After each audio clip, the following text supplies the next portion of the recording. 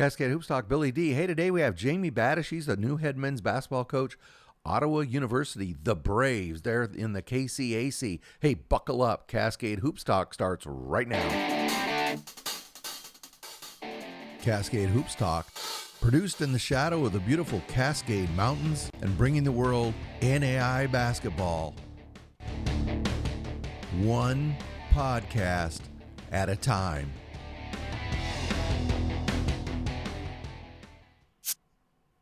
Hey, today we have Jamie Batish. As I said, he's the new head men's basketball coach there at Ottawa University. Remember, there's two Ottawas. One's in Arizona and the other one plays in the KCAC. This is the original Ottawa University. There you are, the Braves. So this was his first full season as the head coach. He did take over, with 10 games remaining in the season last year. It was kind of mixed results. I think they won 4 out of 5.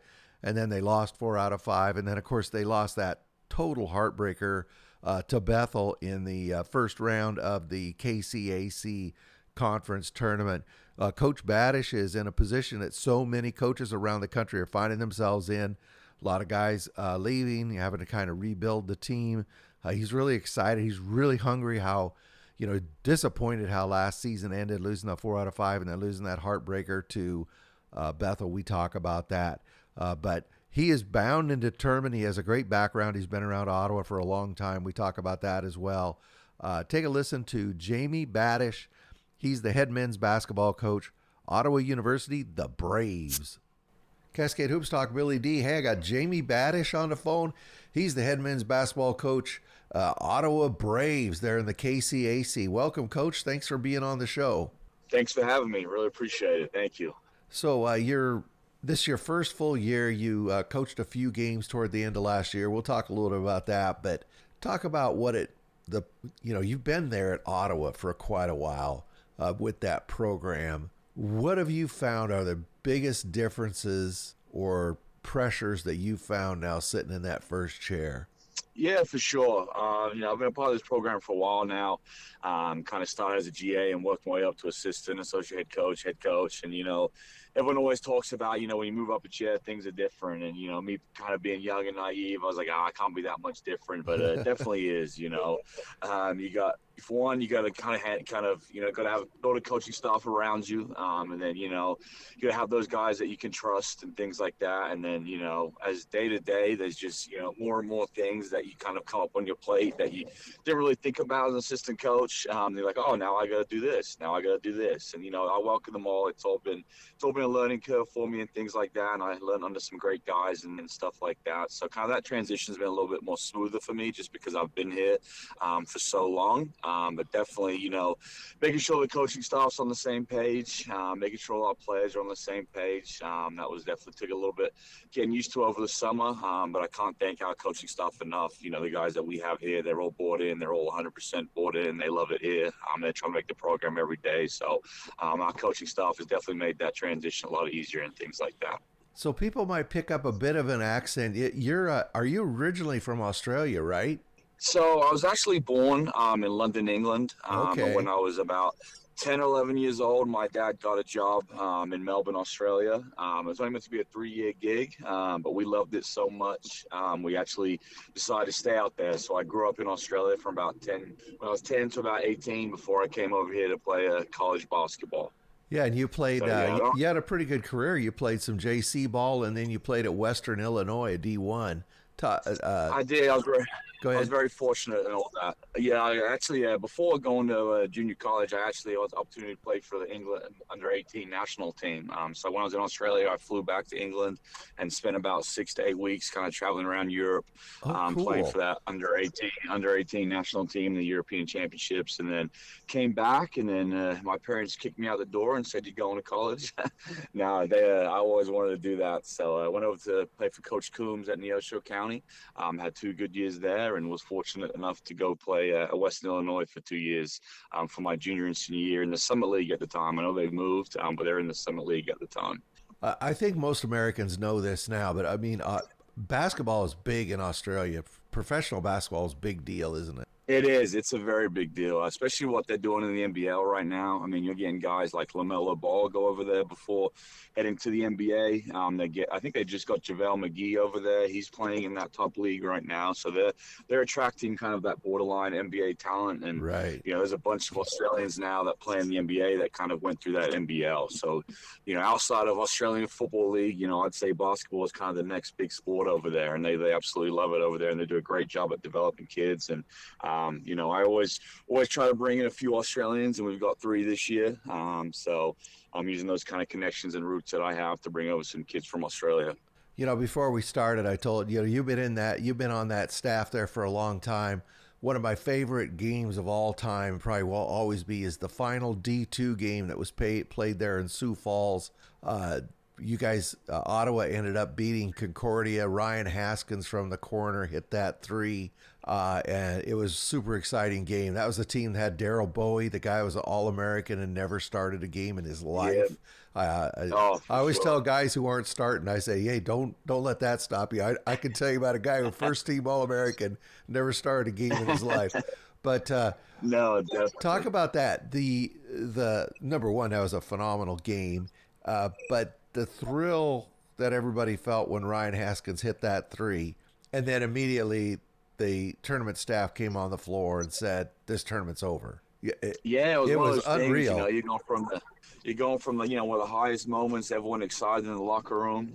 Funny thing about it, I think from memory, I think that was Ryan Haskins' only 3 he made that game. Yeah. I remember Coach Sieb calling the timeout, and us as a coaching staff were kind of discussing if we should go for the 3 or for the 2.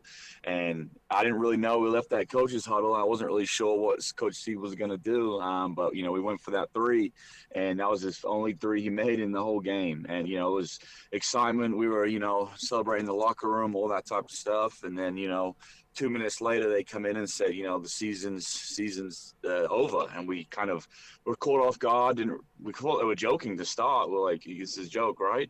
Yeah. But then it was kind of one of those things that we're glad that we won, but then also kind of sad in the same moment that, man, we were looking forward to that next game, and we always say, hey, we were the last team to win a game at that level at that time. So that's one kind of silver lining from it.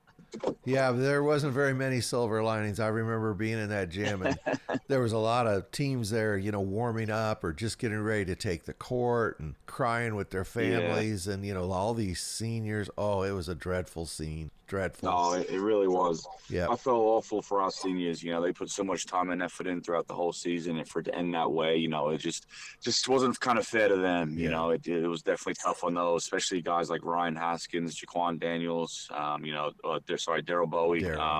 Those kind of those seniors that put in so much time and effort. It was just kind of sucked for them to go through that at that time. I think looking back, they still enjoy every moment, and I still think they have few regrets and thought we're gonna go on and do a little bit more in that tournament. But they were great kids. So, Coach, you're coming into this season. You're going to have a full season as your first full season as head coach. Last season, again, you and I were talking before we started, but you had lost 3 out of 4 right at the end of the season. You had to have kind of a bad taste in your mouth going into that KCAC conference tournament, and then you had a double overtime, just one of those heartbreak losses in the conference tournament. And that was the game you had to walk away from the season with. Probably recoached it in your mind 50 times already, or 100. What has this off season been like, and how hungry are you coming back for this season? Yeah, that was a tough game for me. I think it took me a couple of days to actually rewatch it. My wife kept telling me to snap out of it, but it took a few days to get out of that one. I think looking back at it from memory, I think we led for, I think 99% of the game. I'm pretty sure Bethel only took the lead with, I think, about 10 seconds to go, I think it was. So then he kind of led for about 10 seconds in a double overtime game. And, I was proud of our guys for sticking in there, but that one definitely led a bad taste in our mouth. But, after we processed that a few days, we were definitely hungry to get back. And, we hit the recruiting grind pretty hard. I think we brought in some key pieces and key players that are really going to help us. But it's definitely motivated, especially myself and those returners that are coming back. And also Coach Lewis, he's with us again. And we, kind of use that as motivation. We want to get a home game this year if possible for that first game. Yeah. So it's definitely motivated us in the right direction and kind of made us recruit specifically in kind of the plays that we want to bring in and kind of the standard and culture that we want to set. So Coach Batish, when you did hit the trail this season, you're like pretty much 99% of the teams across the country. You lost tons of scoring. And when you were out on the recruiting trail, what were type of players you were looking for? What holes were you looking to fill?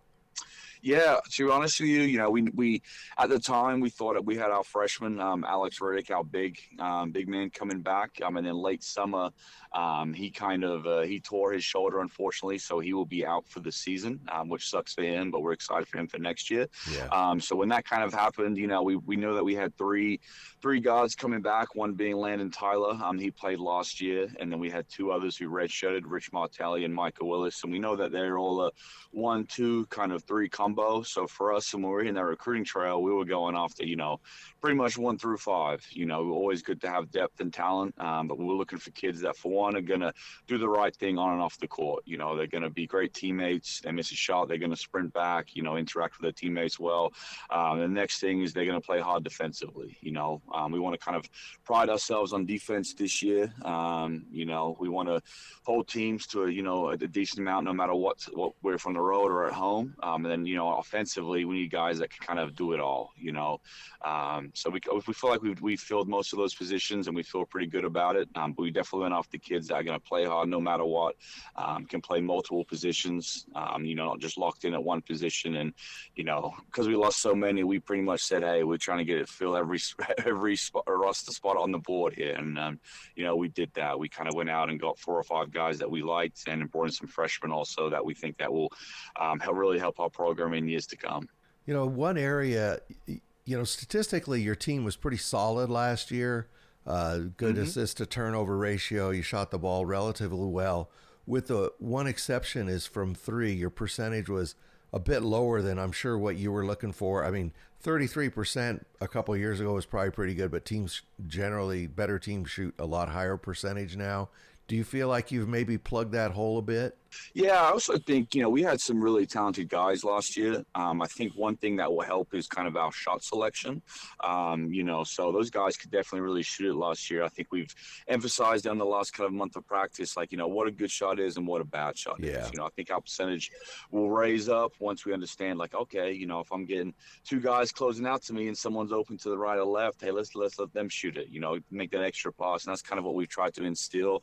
But, we definitely have guys that we've brought in that can hit open shots. We've got Micah Willis, who's really shooting the ball at a high level right now. We brought in Josiah Pattinson. He's from Melbourne, Australia, and he can really, really shoot the ball. He's probably a little bit too unselfish. Had to get on him a little bit of times in practice. Hey, if you're open, I want you to shoot the ball. So I think those guys, can really shoot it.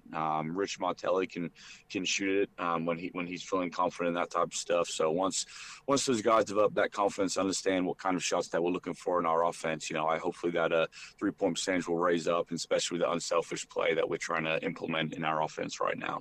You've been around the KCAC for a number of years. Just talk about basketball in the KCAC and what that gauntlet's like. Yeah, it's tough. We kind of every season, we kind of go through the games and things like that. And I feel like every game that we talk about, it's yep, that's going to be a battle. Yep, that next one is going to be a battle too, there's no kind of freebies, as you would call them in the KCAC, that every game that you go into, if it's a home or away, you got to bring your A game, or you could drop any game given night. Obviously, Oklahoma Wesleyan, they're at the top, I feel like every single year now. Friends, University, Coach McClintock is a good friend of mine. Worked for him for many years. He's done an awesome job over there. Coach Artaz, Coach O'Brien at Southwest, and those guys have established programs where, every night you got to bring it, or it's going to be a long night for you. So the KCAC is tough. Every game that you go into, you have to be ready to go, be switched on, or you could drop any game any night. So tell the fans coming into this season, Uh, Describe your style of basketball and what fans can expect from your team on the court. What's your style? Yeah, our style is definitely starting with defense. I've been preaching from day one.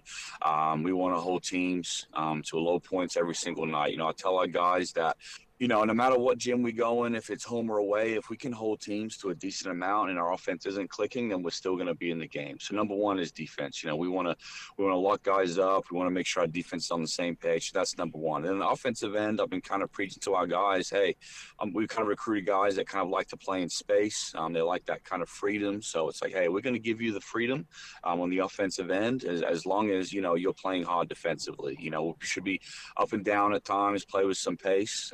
On the offensive end, kind of more of a 5-out kind of free-flowing offense where guys can create, they can post up, they have their space to work, and then, get the ball in the post to our two bigs that we brought in and that type of stuff. So as long as we're playing hard defensively, expect a kind of free-flowing kind of pace that's up and down, but really hopping on our defensive end.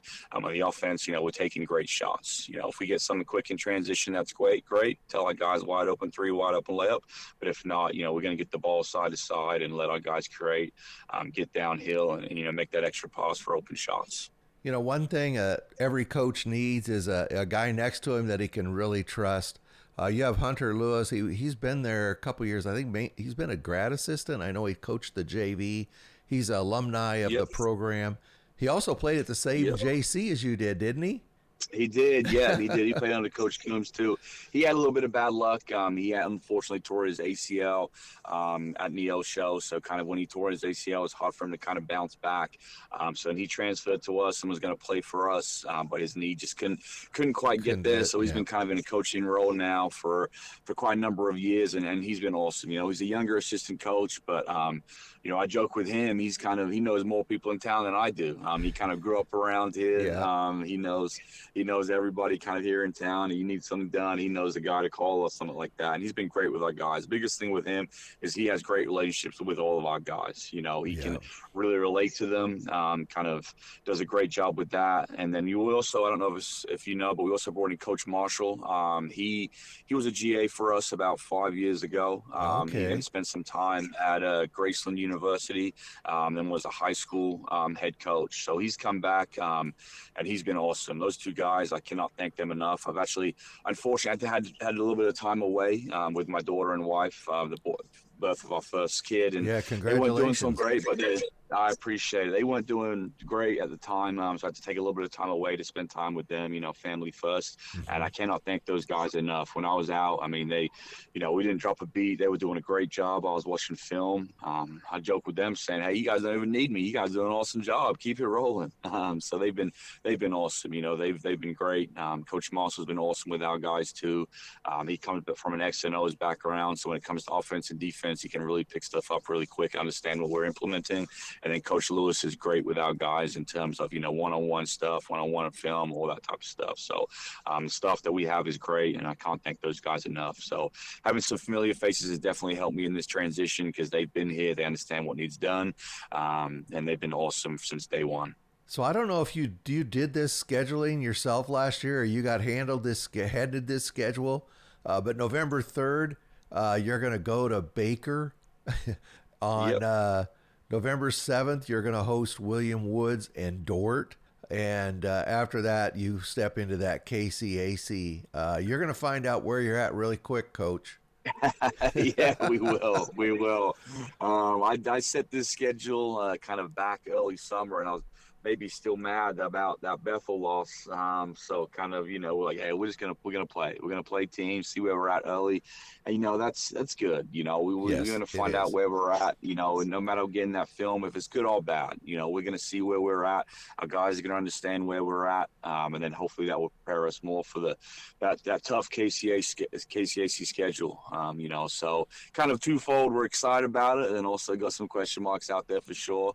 But we were excited to get started, and off those 3 games we'll see where we're at. So we're definitely excited for it, and can't wait to get started. Well, absolutely. Those 3 programs, they have rich success. They're going to be coming in here ready, hungry, and things like that. So we're excited. Excited to get it going, really. Well, Coach, I wish you a lot of luck as you go into your first full season. I appreciate you taking a few minutes. I can't wait to get basketball going as we speak. We're just barely over a week away. Yeah. Yep. It's I just can't wait. I think it's going to be an exciting year because so many teams have rebuilt, and we're going to see a different cast of characters this year. Definitely. Thank you so much. I know what you do for the NAIA and hoops in general. That's awesome, promoting our stuff. So we really appreciate what you do for NAIA basketball and that type of stuff. You do an awesome job. Well, thank you very much. That means a lot. That's Jamie Batish. He's the head men's basketball coach at Ottawa University in the KCAC there. Thank you, Coach. Thank you. Hey, thanks a lot to Jamie Batish and to Ottawa University for his time. Really, young guy. He's going to have a challenge like so many coaches. But I love the enthusiasm in his voice, and it must be exciting for him just getting started in his coaching life, head coaching life, and heading into this season. And he's going to take on Baker, Dort, and William Woods in the first 3 games. Well, anyway, it'll be a good test for him. It'll tough him up pretty quick. Hey, this is Billy D, and we're doing shortened weeks. I'm traveling a lot these first 2 weeks of the season. So we're going to just do a couple of shows a week for a couple of weeks, but we'll be getting out game information as well. But the interviews will slow down for a bit, 2 a week. And just keep an eye out on the Twitter and on the YouTube. Anything that comes out, I'll put it up there. I really appreciate everybody's support up to this point. And this is Billy D. And make sure you get to your local NAIA school and watch some basketball. Thank you very much for supporting our podcast. Please like and subscribe. Get out to your local NAIA school because NAIA basketball is the best entertainment value in America.